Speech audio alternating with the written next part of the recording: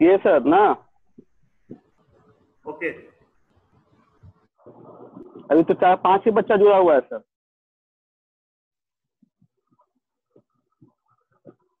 Hello,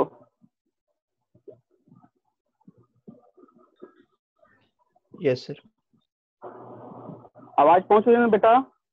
good morning Yes, all sir. Of you. Good morning sir. Morning sir. कैसे हैं आप लोग? अच्छे। पिछले क्लास मॉर्निंग में सर। मैं आप हाँ बेटा, गुड मॉर्निंग। सभी बच्चे वीडियो ऑन कर लेंगे। पिछले क्लास में मैं आप लोगों को तातारा वामिलो कथा पढ़ाए थे और उनका टेक्सुअल एक्सरसाइज भी पूरा कराए थे और प्रश्न उत्तर भी बताए थे। आप लोगों को बताया थे ना? और आप लोगों को होमवर्क दिया गया था लिखने के लिए। ठीक, इस पाठ से बेटा कहीं किसी को किसी भी प्रकार की कोई दिक्कत है?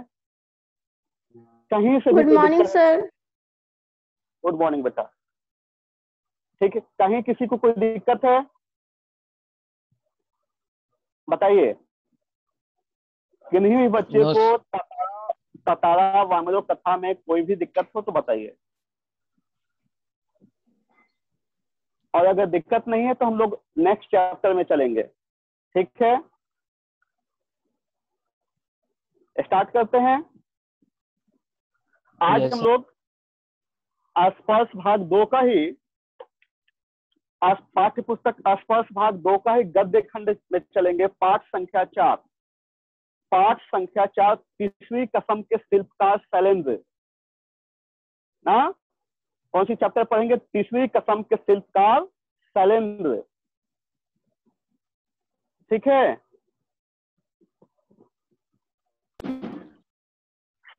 शिल्पकार का अर्थ जानते बेटा? शिल्पकार क्या होता है? तीसरी कसम एक फिल्म है जिसका रचना शैलेंद्र ने किया है ना। जिसकी रचना किसने किया? शैलेंद्र ने। ठीक है, कवि शैलेंद्र ने। सबसे पहले हम लोग पाठ की रूपरेखा पर ध्यान देंगे। क्या देंगे? पाठ की रूपरेखा। उसके बाद पाठ का सार्य, पाठ का क्या सार्य। तो सबसे पहले हम स्टार्ट करते हैं, शुरू करते हैं पाठ की रूपरेखा। Good morning sir. Good morning. ये किसी कसम के शिल्पकार किसने लिखा? कवि प्रहलाद अग्रवाल। कौन लिखे? कवि प्रहलाद अग्रवाल ना। एक कवि परिचय आपके पाठ्य पुस्तक में लिखा हुआ है बेटा। इनका जन्म 1947 में हुआ ना। भारत की आजादी के साल मध्य प्रदेश के जबलपुर शहर में जन्मे प्रहलाद अग्रवाल ने हिंदी से एमए तक शिक्षा हासिल की। इनका जन्म कहाँ हुआ? प्रहलाद अग्रवाल के मध्य प्रदेश के जबलपुर शहर में। और इनकी शिक्षा हिंदी से, इन्होंने एमए तक की शिक्षा हासिल की ना। इन्हें किशोर वैसे ही हिंदी फिल्म के इतिहास और फिल्मकारों के जीवन और उनके अभिनय के बारे में विस्तार से जानने और उस पर चर्चा करने का शौक रहा। इन दिनों सतना के शासकीय स्वशासी स्नातकोत्तर महाविद्यालय में प्रधानाध्यापक कर रहे प्रहलाद अग्रवाल फिल्म क्षेत्र से जुड़े लोगों और फिल्मों पर बहुत कुछ लिख चुके हैं। ये कहाँ से स्नातकोत्तर की? स्नातकोत्तर में मतलब बेटा एमए ना, मास्टर ऑफ आर्ट्स की डिग्री। ये स्वशासी स्नातकोत्तर महाविद्यालय में प्रधानाध्यापन कर रहे और वहां वो पढ़ा रहे थे। फिल्म क्षेत्र से जुड़े लोगों और फिल्मों पर बहुत कुछ लिख चुके हैं और आगे भी इसी क्षेत्र को अपने लेखन का विषय बनाए रखने के लिए किस संकल्प हैं। इनकी प्रमुख कृतियां 7वां दशक, तानाशाह, मैं खुशबू, सुपरस्टार, राज कपूर, आधी, हकीकत, आधा ना। इन्होंने कवि शैलेंद्र पर भी जिंदगी की जीत में यकीन, प्यासा, चीर, अतृप्त गुरुदत्त, उताल उमंग, सुभाष घई की फिल्म कला, ओ रे माझी, विमल राय का सिनेमा और महाबाजार के महानायक 21वीं सदी का सिनेमा। इन्होंने तमाम रचनाकारों के फिल्मों को अपनी लेखन में बांधा। किसने? प्रहलाद अग्रवाल, कवि प्रहलाद अग्रवाल। इनका जन्म कहाँ हुआ था? कवि प्रहलाद अग्रवाल का जन्म मध्य प्रदेश के जबलपुर शहर जबलपुर शहर में। कब हुआ? 1947 ईस्वी में। 45 ईस्वी को। इनकी शिक्षा कहाँ तक हुई? इन्होंने हिंदी से हिंदी MA से हिंदी इन्होंने इन्होंने तमाम फिल्म रचनाकारों की फिल्मों को अपनी लेखन शैली में बांधे ना। और इनके द्वारा रचित आपके पाठ्य पुस्तक में एक पाठ है, तीसरी कसम के शिल्पकार शैलेंद्र ना। इन्होंने आपके पाठ्य पुस्तक में कौन सा कहानी लिखा? तीसरी कसम के शिल्पकार शैलेंद्र। अब आइए हम लोग सबसे पहले पाठ प्रवेश करते हैं ना, पाठ में प्रवेश करते हैं। देखिए, आप सभी बच्चे पुस्तक निकाल लेंगे और पुस्तक निकाल करके, ठीक है, हम पाठ वाचन कर रहे हैं। आप लोग भी हमारे साथ पंक्तिबद्ध पाठ वाचन देखते रहेंगे, पुस्तक पे ध्यान रखेंगे। और नहीं तो कभी कभी मैं जानबूझ करके गलत पढ़ूंगा, ठीक है, और आप लोग से मैं देखूंगा कि क्या आप लोग सही में ध्यान दे रहे हैं या नहीं दे रहे हैं। क्लियर ना? Yes sir. ठीक है ना बेटा? Yes sir. चलिए, ऐसा नहीं, हम कभी कभी क्या करेंगे कि जानबूझ कर उच्चारण गलत करेंगे, और आप लोग अगर मुझे नहीं रोके तो मैं समझूंगा कि आप लोगों का ध्यान पुस्तक पे नहीं है। क्लियर? Yes sir. चलिए, साल के किसी महीने का शायद ही कोई शुक्रवार ऐसा जाता हो जब कोई ना कोई हिंदी फिल्म सिने पर्दे पर ना पहुंचती। इनमें से कुछ सफल रहती है तो कुछ असफल ना। जब भी कोई फिल्म बनती है बेटा, तो उसकी या तो सफलता मिलती है या असफलता। उसके चाहने वाले बहुत होते हैं, देखने वाले, तो अगर बहुत सारा उनका डिमांड बढ़ा, लोग चाहने लगे, तो उन्हें सफलता मिली, और लोग उसे नकार दिए तो उन्हें असफलता मिल जाती है। कुछ दर्शकों को कुछ अरसों तक याद रह जाती है, कुछ को वह सिनेमा घर से बाहर निकलते ही भूल जाते। जब भी कोई श्रोता फिल्म देखते हैं ना, दर्शक कोई भी फिल्म देखते हैं, तो उस फिल्म को उनके मन में बहुत दिनों तक याद रहता है, अगर अच्छा फिल्म बना हुआ होता है।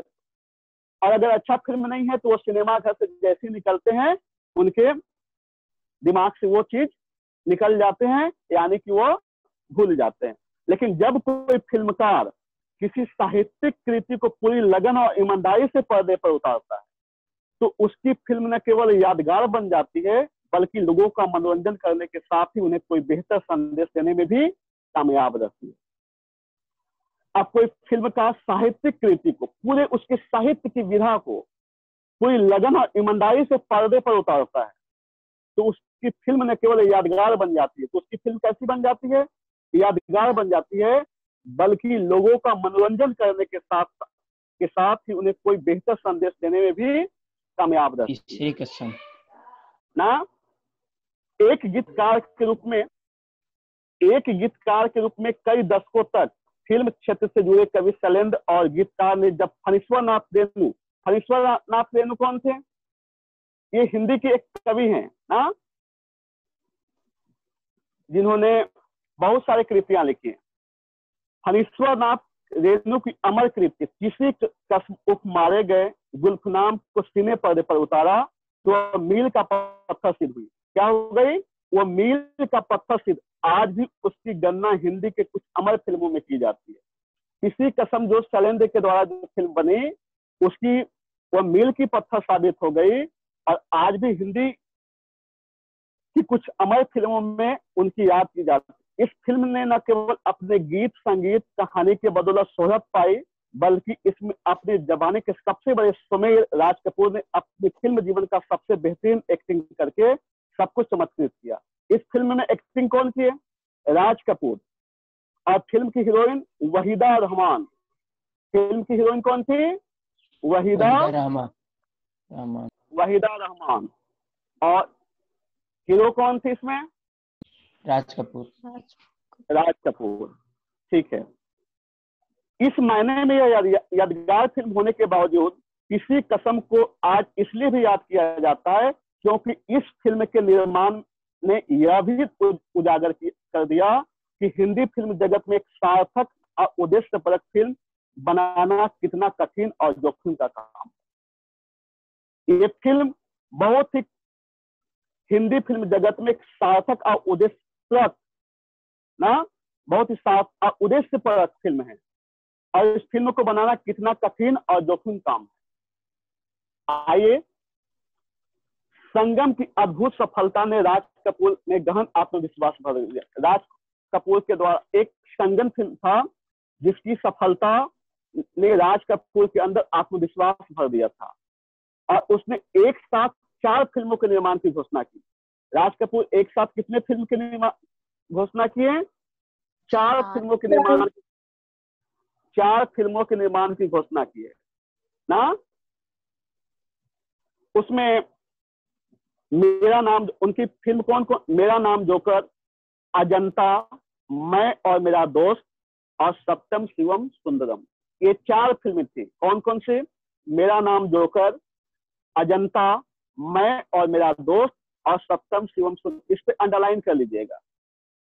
हाँ, ये 4 फिल्म को अंडरलाइन कर लीजिएगा, अंडरलाइन में रेखांकित कर लीजिएगा। तीसरे कसम फिल्म के हीरो कौन थे? तीसरे कसम फिल्म के हीरो कौन थे? राज कपूर। हीरोइन कौन थी? वहीदा रहमान। यहाँ भी आप लोग क्या करेंगे? यहाँ भी क्या करेंगे आप लोग? अंडरलाइन कर लेंगे। ठीक है,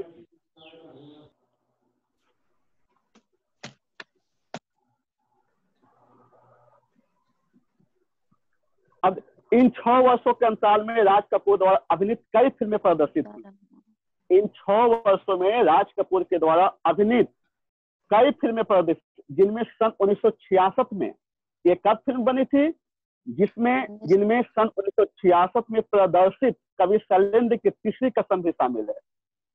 अब यहाँ से एक प्रश्न पूछा जा सकता है बेटा कि तीसरी कसम की फिल्म कब बनी थी? कब बनी थी? 1966 में। हिंदी। इसके रचनाकार कौन थे? तीसरी कसम फिल्म के रचनाकार कौन थे? शैलेंद्र। ना, यह वह फिल्म है जिसमें राज कपूर ने अपने जीवन की सर्वोत्कृष्ट भूमिका अदा की।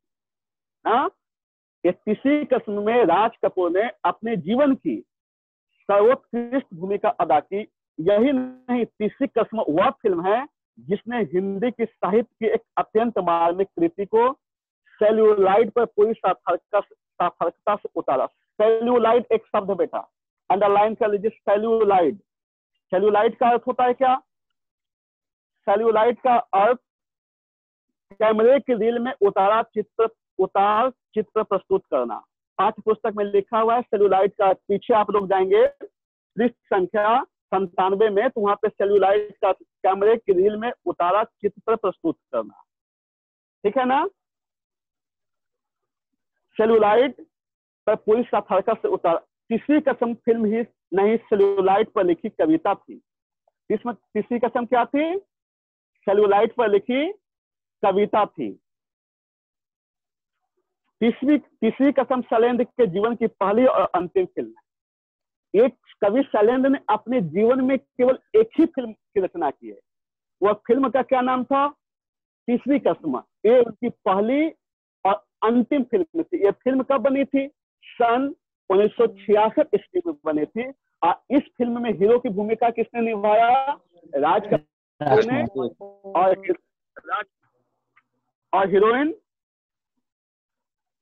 हीरोइन कौन थी? वहीदा रहमान। हीरो राज कपूर थे और हीरोइन वहीदा रहमान थी। तीसरी कसम को राष्ट्रपति स्वर्ण पदक मिला। कौन कौन से? तीसरी कसम को राष्ट्रपति स्वर्ण पदक मिला, बंगाल फिल्म जर्नलिस्ट एसोसिएशन द्वारा सर्वश्रेष्ठ फिल्म और कई अन्य पुरस्कारों से सम्मानित किया गया था। ये तीसरी कसम अब बहुत ही चर्चित फिल्म बनी और इसे अनेक पुरस्कारों से सम्मानित किया गया था। कौन कौन से पुरस्कार से सम्मानित किया? राष्ट्रपति स्वर्ण पदक पुरस्कार मिला, बंगाल फिल्म जर्नलिस्ट एसोसिएशन द्वारा सर्वश्रेष्ठ फिल्म और कई अन्य पुरस्कारों द्वारा सम्मानित किया गया था। किस फिल्म को सम्मानित किया गया था? किस फिल्म को सम्मानित किया गया था? तीसरी कसम। तीसरी कसम फिल्म के रचनाकार कौन थे? शैलेंद्र। बेटा एक यहाँ से एक प्रश्न पूछा जा सकता है आप लोगों को परीक्षा में कि तीसरी कसम फिल्म को कौन कौन से पुरस्कारों से सम्मानित किया गया? तीसरी कसम फिल्म को कौन कौन से पुरस्कारों से सम्मानित किया गया? तो आप इसका उत्तर दे देंगे। देंगे कि तीसरी किस्म फिल्म को निम्नलिखित पुरस्कारों से सम्मानित किया गया। पहला पुरस्कार राष्ट्रपति स्वर्ण पदक, दूसरा बंगाल जर्नलिस्ट एसोसिएशन का सर्वश्रेष्ठ फिल्म पुरस्कार और तीसरा मास्को फिल्म फेस्टिवल पुरस्कार। मास्को फिल्म फेस्टिवल पुरस्कार में भी यह फिल्म पुरस्कृत हुई। इसकी कलात्मकता की लंबी चौड़ी तारीफें हुई ना, इसकी कलात्मकता की कैसी लंबी चौड़ी तारीफ हुआ ना बेटा। Yes sir. लंबी चौड़ी तारीफ हुई। इसमें सैलेंड की संवेदनशीलता पूरी सिद्ध के साथ मौजूद है। उन्होंने ऐसी फिल्म बनाई थी जिसे सच्चा कवि हृदय ही बना सकता है ना। उसमें पूरी उन्होंने अपनी पूरी सार्थकता, पूरी ईमानदारी, पूरी लगन से वो फिल्म बनाई थी और उसके बाद वो इस प्रकार की फिल्म नहीं बना सके। उन्होंने अपने पूरे जीवन में केवल एक ही फिल्म की रचना की। वो फिल्म थी तीसरी किस्म के शिल्पकार ना। शैलेंद्र ने राज कपूर की भावनाओं को शब्द दिए हैं। राज कपूर ने अपने अन्य सहयोगियों की फिल्म में उतनी तन्मयता के साथ काम किया, किसी पारिश्रमिक की अपेक्षा किए बगैर। इस फिल्म में राज कपूर को किसी भी प्रकार की कोई पारिश्रमिक मतलब नहीं दिया गया। शैलेंद्र ने लिखा था कि वे राज कपूर के पास तीसरी किस्म की कहानी सुनाने पहुंचे ना। वह फिल्म बनाने से पहले जब हीरो और हीरोइन के लिए निकल पड़े थे तो उन्हें सबसे पहले राज कपूर के पास पहुंचे और उन्हें वो पहले क्या करते हैं, पहले उस कहानी को लिखते हैं ना। कोई भी रचनाकार जब फिल्म बनाते हैं तो सबसे पहले वो पूरे कहानी की कि इस कहानी में क्या क्या प्रसंग होगा, क्या दिखाए, पूरे उसकी भूमिका तैयार करते हैं, पृष्ठभूमि तैयार करते हैं। और जब अपनी पृष्ठभूमि को लेकर वो राज कपूर के पास पहुंचे तो कहानी सुनकर उन्होंने बड़े उत्साहपूर्वक काम करना स्वीकार कर लिया। और जब कवि शैलेंद्र ने राज कपूर को तीसरी किस्म फिल्म की पूरी पृष्ठभूमि सुनाया तो उन्होंने उस फिल्म में काम करने के लिए बड़े उत्साहपूर्वक काम करना स्वीकार कर लिया।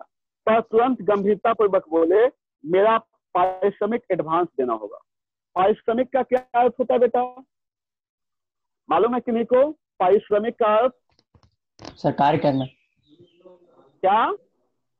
सरकारी करना नहीं बेटा, पारिश्रमिक, परिश्रम करने पर जो आप किसी के यहाँ कुछ परिश्रम करते हैं तो आपको कुछ मिलता है ना। हाँ सर। आपके यहाँ कोई मजदूर काम करते हैं तो आप उससे क्या करवाते हैं, परिश्रम करवाते हैं ना। Yes sir. तो परिश्रम के बदले कुछ आप देते हैं ना, पैसा वगैरह। कभी पैसा देते हैं, कभी अन्न देते हैं ना, कुछ भी देते हैं तो वो उन्हीं का पारिश्रमिक कहलाता है ना। तो फिल्म बनाने से पहले उन्होंने गंभीरता पूर्वक कवि शैलेंद्र से क्या बोले कि मुझे इस फिल्म तो मैं उत्साहपूर्वक बोले कि मैं काम करूंगा, लेकिन इसके लिए आपको सबसे पहले क्या करना होगा कि उन्होंने कहा कि पारिश्रमिक एडवांस देना होगा। एडवांस मतलब पहले ही देना होगा ना। शैलेंद्र को ऐसी उम्मीद नहीं थी, कवि शैलेंद्र को राज कपूर से ऐसी उम्मीद नहीं थी। राज कपूर जिंदगी भर की दोस्ती को ये बदला लेंगे। शैलेंद्र का मुरझाया हुआ चेहरा देखकर राज कपूर ने मुस्कुराते हुए कहा, निकालो 1 रुपया मेरा पारिश्रमिक। राज कपूर और शैलेंद्र में क्या थी, दोस्ती थी, मित्रता थी।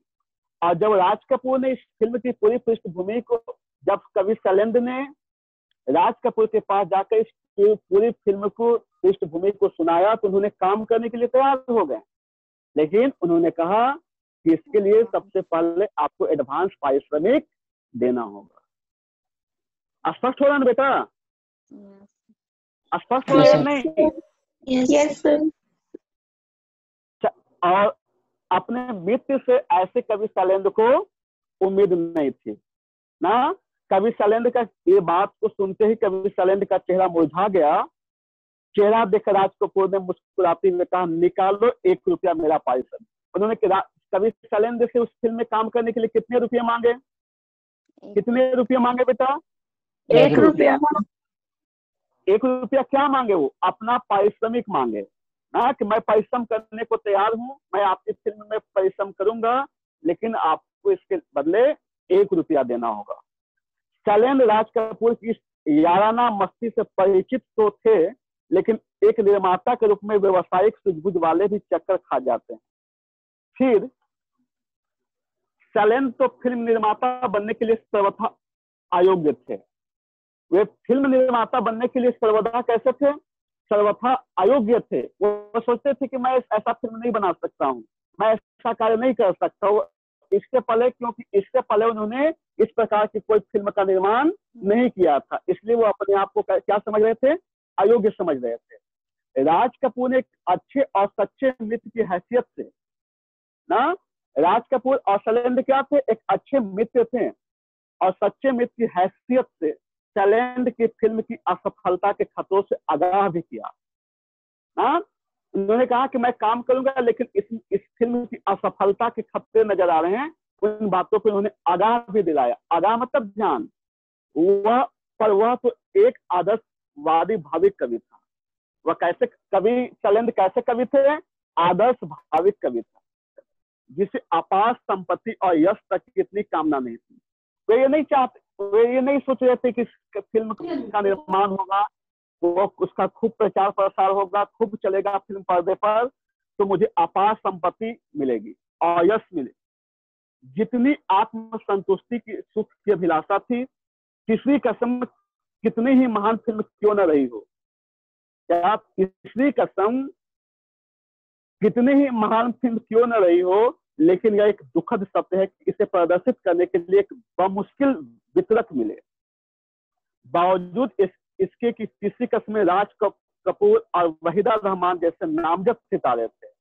उस समय में, अपने जमाने में ना, अभिनय करने में राज कपूर का बहुत नाम प्रसिद्ध था।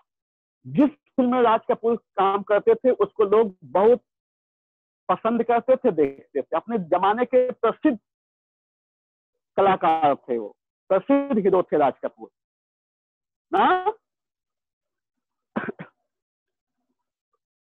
शंकर जयकिशन का संगीत था। इस फिल्म में संगीत किसने किया? शंकर जयकिशन, जिनकी लोकप्रियता उन दिनों 7वें आसमान पर थी। उस जमाने में शंकर जयकिशन की लोकप्रियता 7वें आसमान पर थी, मतलब उनकी बहुत बड़ी प्रसिद्धि थी उस समय। और इस गीत भी फिल्म के प्रदर्शन के पूर्व ही बेहद लोकप्रिय हो चुके थे। और इस फिल्म में जो गीत था, जो गाना था, वो फिल्म को रिलीज होने से पहले ही लोकप्रिय हो चुके थे, लेकिन इस फिल्म को खरीदने वाला कोई नहीं था। दरअसल इस फिल्म की संवेदना किसी 2 से 4 बनाने का गणित जानने वाले ही समझ से परे थी। उसमें रची बसी करुणा तराजू पर तोली जा सकने वाली चीज नहीं थी। उस फिल्म में जो रचना थी, उस तराजू पर तोली जाने वाली चीज नहीं थी। इसीलिए बमुश्किल जब तीसरी कसम रिलीज हुई तो इसका कोई प्रचार नहीं हुआ। जब ये फिल्म रिलीज हो गई ना, तो उसका किसी भी प्रकार से कोई प्रचार प्रसार नहीं हुआ। फिल्म कब आई, कैसे चली गई, मालूम ही नहीं पड़ा। वो लिखते हैं कि फिल्म कब आई, कैसे चल पड़ी, यह मालूम ही नहीं हुआ। किनको? कवि शैलेंद्र को। ऐसा नहीं कि शैलेंद्र 20 सालों तक फिल्म इंडस्ट्री में रहते हुए वहां के तौर तरीकों से नावाकिफ थे ना, परंतु उनमें उलझकर वे अपनी आदमियत नहीं खो सकते थे। श्री 420 का एक लोकप्रिय गीत है, प्यार हुआ इकरार हुआ, प्यार से फिर क्यों डरता है दिल। आप लोग गाना सुने होंगे सर, सुने होंगे ना? कौन सी फिल्म? एक फिल्म थी श्री 420 ना, और श्री 420 में रितेश कुमार यादव बेटा गाना नहीं गाना है ना, इस पाठ्य पुस्तक में लिखा हुआ, इसलिए मैंने इसका प्रयोग किया। अब सुनिए, गाने मत गाइए। श्री 420 ठीक है बेटा, ओके। जब शिक्षक पढ़ा रहे हैं बेटा और ऐसी बात कर रहे हैं तो थोड़ी सी आप ध्यान पूर्वक सुनिए ना। उसमें लोकप्रिय कौन सी गीत थी? प्यार हुआ इकरार हुआ, प्यार से फिर क्यों डरता है। इसके अंतरे की एक पंक्ति, रास्ते 10 दिशाओं से कहेंगी अपनी कहानियां, पर संगीत का जयकिशन ने आपत्ति की।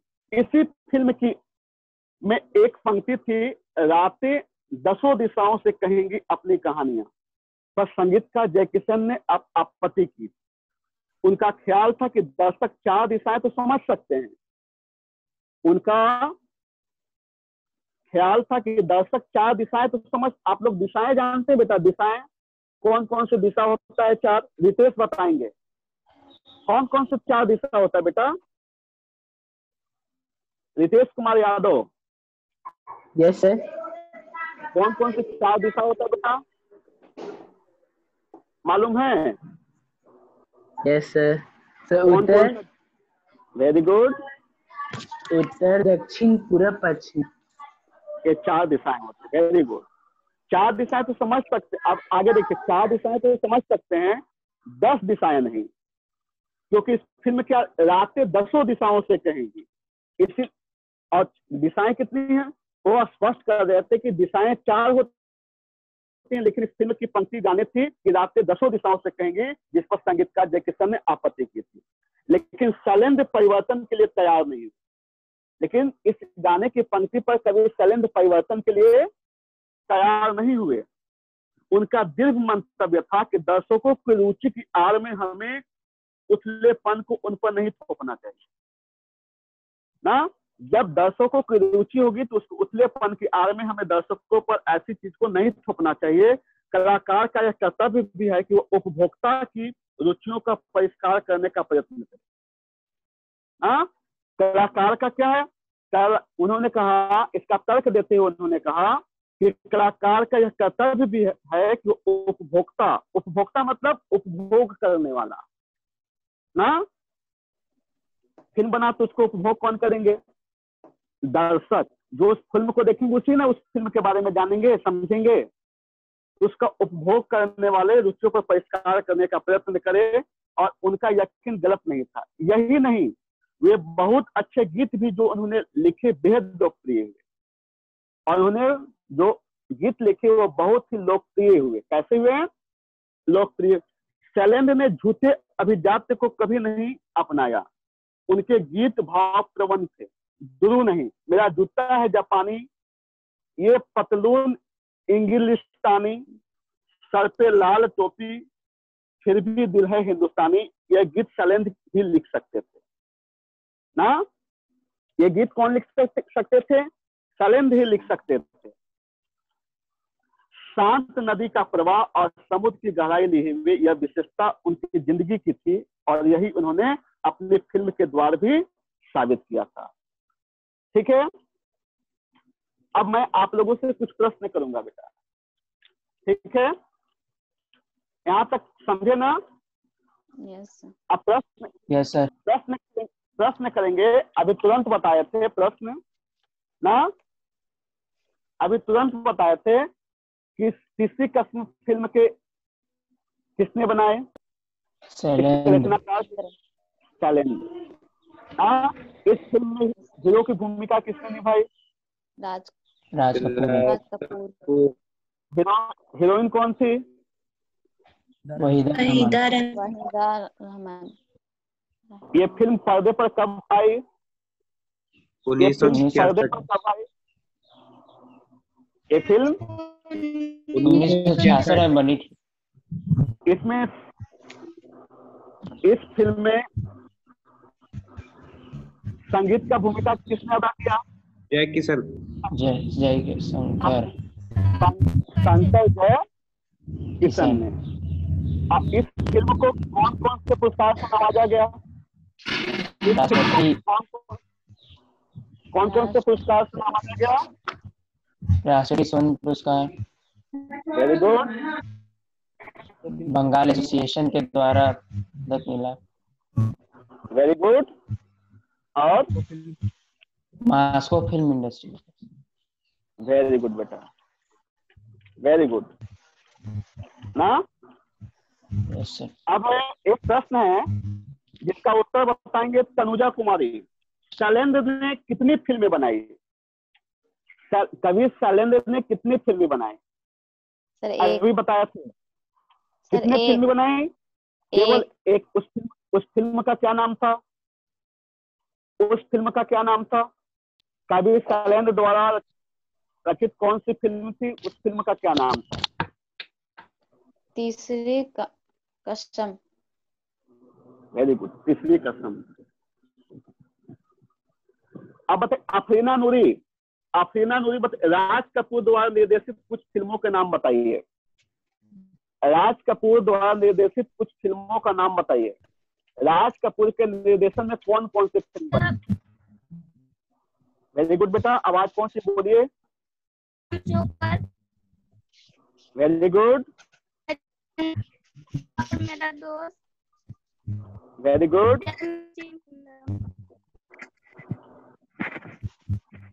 वेरी गुड बेटा। आप लोगों को समझ में आ रही है ना? Yes sir. चलिए आप उसके आगे पंक्ति पे ध्यान दें। तीसरी कसम यदि एकमात्र नहीं तो चंद उन फिल्मों में से है जिन्होंने साहित्य रचना के साथ 100% न्याय किया हो। शैलेंद्र ने राज कपूर जैसे स्टार को हीरामन बना दिया था ना। शैलेंद्र ने राज कपूर जैसे स्टार को उस जमाने में क्या बना दिया? हीरामन बना दिया था। हीरामन पर राज कपूर हावी न हो सका और छींट की सस्ती साड़ी में लिपटी हीराबाई ने वहीदा रहमान की प्रसिद्ध ऊंचाइयों को बहुत पीछे छोड़ दिया था। कजरी नदी के किनारे उखड़ू बैठा हीरामन जब गीत गाते हुए हीराबाई से पूछती। इस फिल्म में के आंतरिक के बारे में बताया जा रहा है कि इस फिल्म में हीरामन कौन बने थे? राज कपूर। हीरामन पर राज कपूर हावी नहीं हो सका और छींट की सस्ती साड़ी में लिपटी। कैसी साड़ी में लिपटी? हीराबाई ने वहीदा रहमान की प्रसिद्ध ऊंचाइयों को बहुत पीछे छोड़ दिया था। कजरी नदी के किनारे उखड़ू बैठा हीरामन जब गीत गाते हुए हीराबाई से पूछता है, मन समझती है ना आप? तब हीराबाई जुबान से नहीं आंखों से बोलती है, दुनिया भर के शब्द उस भाषा को अभिव्यक्त नहीं दे सकते। दुनिया भर के शब्द उस भाषा को अभिव्यक्ति नहीं दे सकते। ऐसी ही सूक्ष्मताओं से स्पंदित थी तीसरी कसम।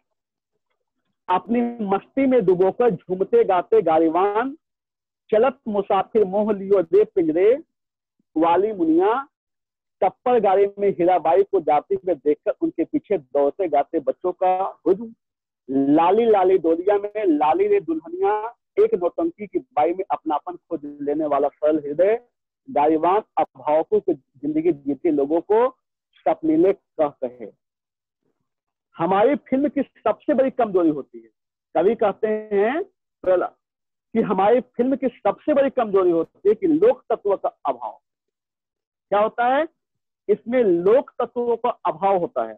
वे जिंदगी से दूर होती है। यदि सियासत स्थितियों का चित्रांकन होता है तो उन्हें ग्लोरीफाई किया जाता है। अभी मैं क्या कर रहा हूँ बेटा, आप लोगों को केवल पाठ्य वाचन करके थोड़ा बहुत समझा रहे हैं ना। अब इसका पाठ्य वाचन पूरा कंप्लीट करेंगे तो आपको इसका पूरा सारांश बताएंगे, ठीक है ना? यस।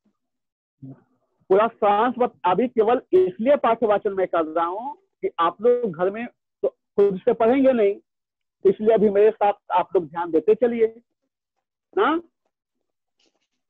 बच्चे को ये चाहिए कि जब भी अगला टॉपिक सर शुरू करते हैं उससे पहले उस चैप्टर को क्या करना चाहिए था?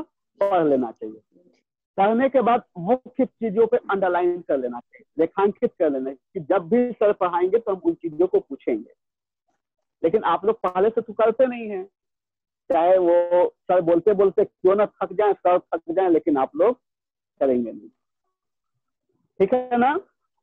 तो और जो बचा हुआ है पंक्ति अगले क्लास में आप लोग पूरे पढ़ेंगे, ठीक है? अभी जहां तक हो पा रहा है अभी समय है, अभी उसको देखते हैं, ठीक है ना? हमारी फिल्म की सबसे बड़ी कमजोरी होती है क्या? लोक तत्व का अभाव। हमारी फिल्म में लोक तत्व का अभाव होता है। वे जिंदगी से दूर होती है। यदि सियासत स्थितियों का चित्रांकन होता तो उन्हें ग्लोरीफाई किया जाता। दुख का ऐसा विभत्ति दुख प्रस्तुत होता है जो दर्शकों का भावनात्मक शोषण कर सके। और तीसरी किस्म की यह खास बात थी कि वह दुख को भी सहज स्थिति में जीवन सार्थक प्रस्तुत करती है। उसमें दुख था, दुख हुआ, लेकिन उसको सहज स्थिति में, सहज मतलब आसानी पूर्वक, जीवन सापेक्ष प्रस्तुत करना, जीवन के सापेक्ष, जीवन जैसे जीते हैं उसी के अनुसार उसको प्रस्तुत करना। मैंने शैलेंद्र को गीतकार नहीं कवि कहा है। कवि प्रहलाद जो क्या कहते हैं कि मैंने शैलेंद्र को गीतकार नहीं, क्या कहें, कवि कहा। वे सिनेमा की चकाचौंध के बीच रास्ते में यश और धन लिप्ता से कोसों दूर।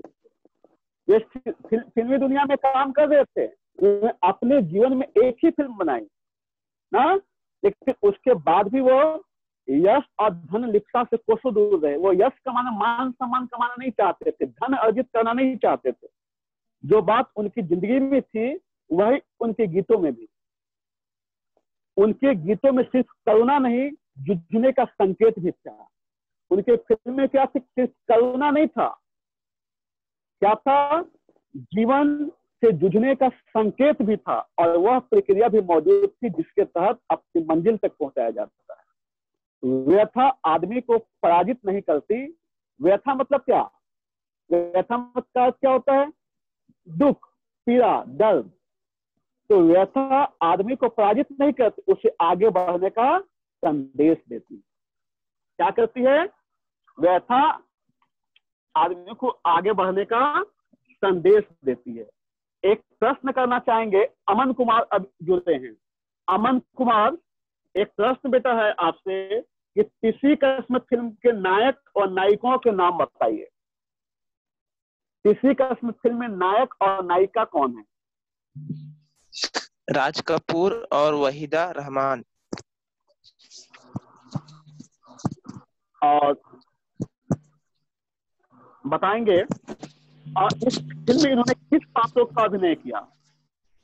सर, इस फिल्म में किस पात्र, इसमें राज कपूर को कौन सा पात्र दिया गया?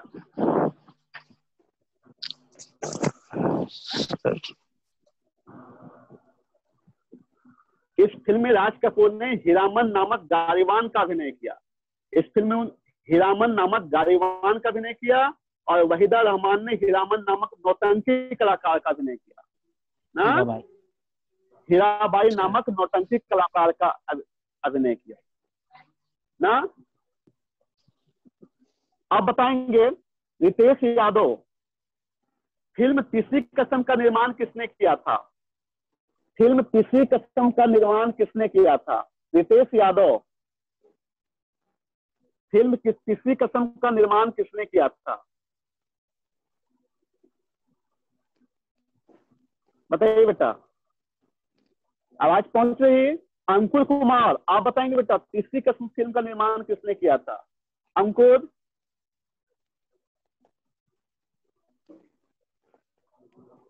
पहुंच रही बेटा आवाज? चलिए, आवाज नहीं पहुंच रही है। आज बेटा हम यहाँ ही तक समाप्त करते हैं ना। अगले क्लास में इसको और पूरा पाठ्यवाचन करेंगे और समझाएंगे आप लोगों को। और उसके बाद अंकुर कुमार, आपकी आवाज आ रही है बेटा, आवाज आ रही है, कहाँ बताइए। फिल्म तीसरी कसम का निर्माण किसने किया था? अंकुर। सर, शैलेंद्र ने। वेरी गुड बेटा, वेरी गुड। तो आज हम आप लोगों को यहाँ पे समाप्त करते हैं। अगले क्लास में मैं आप लोगों को इसको कंप्लीट करेंगे, ठीक है ना। बहुत बहुत धन्यवाद बेटा। आप लोग वो प्रश्न उत्तर लिख रहे हैं ना? Yes sir. यहाँ तक में ऑब्जेक्टिव प्रश्न अपने से भी बनाएंगे, इस पाठ को पूरा पढ़ेंगे।